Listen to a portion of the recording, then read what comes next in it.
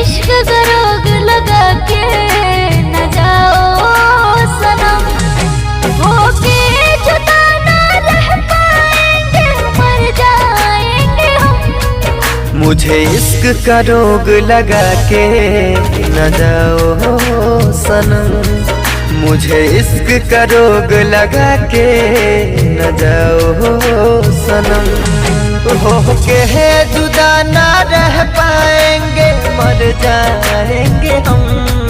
मुझे इश्क का रोग लगा के न जाओ सनम, मुझे इश्क का रोग लगा के न जाओ सनम।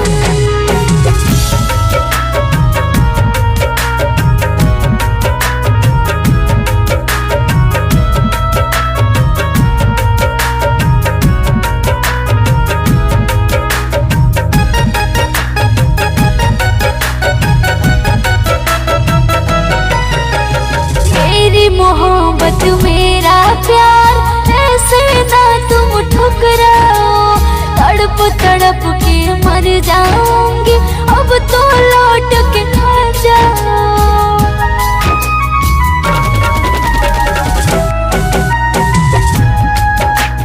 मेरा मोहब्बत मेरा प्यार ऐसे ना तुम ठुकराओ, तड़प तड़प के मर जाऊंगा, अब तो लौट के ना जाओ। रिश्ता मेरा तुमसे जुड़ा है, देखो जन्म जन्म है।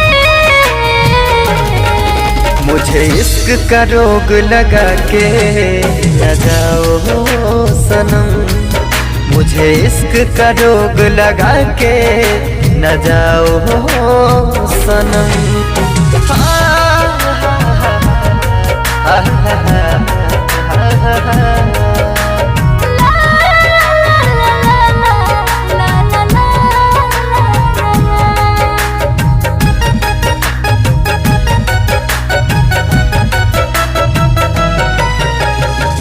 जान से भी ज्यादा तुझे चाहो सनम, अब क्यों बंधन तोड़ रहे हो ओ मेरे हमदम।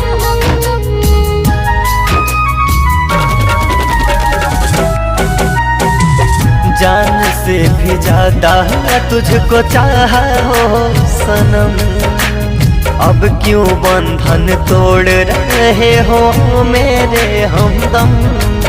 चाहे तो जान ले लो मेरी, प्यार न करना तुम हाय। मुझे इश्क का रोग लगा के न